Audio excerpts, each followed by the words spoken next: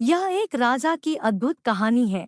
किसी नगर में एक राजा रहता था। राजा बूढ़े होने को आ गए पर उनको कोई बेटा नहीं हुआ, सिर्फ एक बेटी थी। राजा को बहुत चिंता होने लगी कि अब मेरा इतना बड़ा साम्राज्य कैसे संभालेगा, इसकी देखभाल कौन कर पाएगा। एक दिन अचानक भगवान का नाम लेकर राजा ने यह निर्णय लिया कि कल सुबह जो भी हमारे दरवाजे पर आने वाला पहला व्यक्ति होगा, मैं अपनी बेटी से उसका विवाह कर दूंगा और अपना नया उत्तराधिकारी बना दूंगा। अगले दिन सुबह सुबह एक फटी पुरानी कमीज पहने एक लड़का दरवाजे पर दस्तक देता है। राजा ने प्रभु इच्छा समझकर अपने निर्णय के अनुसार अपनी बेटी की शादी उस लड़के के साथ कर देता है और अपना सारा राजपाट उसे देकर पहाड़ों पर संन्यास को चला जाता है।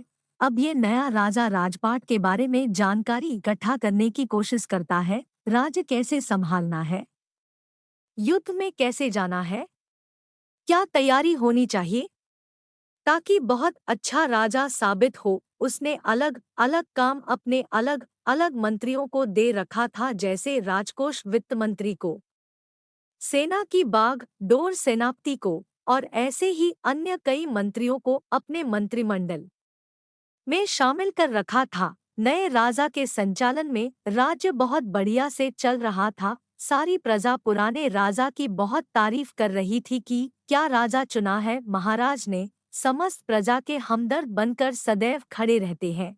यहाँ राज्य सभा के समस्त कमरे में समय समय पर सब आ जा सकते थे, लेकिन एक कमरे में सिर्फ राजा ही जाते थे।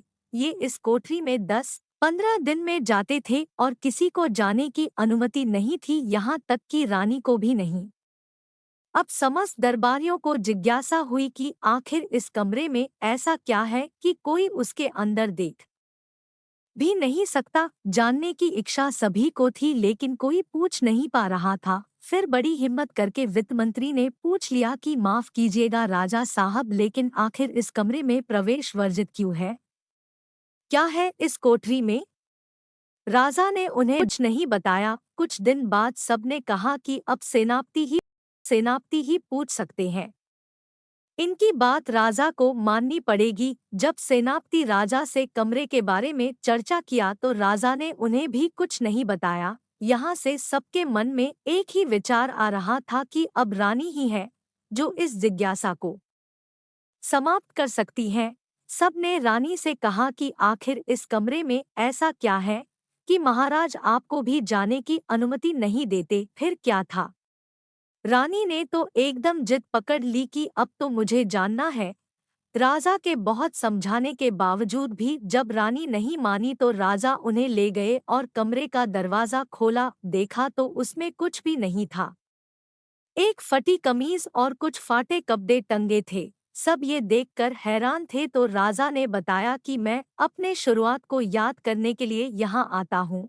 मुझे जब कभी यह अहंकार हो जाता है कि मैं राजा हूँ, मैं इस राज्य का सम्राट हूँ, मैं ही सबसे बढ़िया हूँ, तो यहाँ आ जाता हूँ।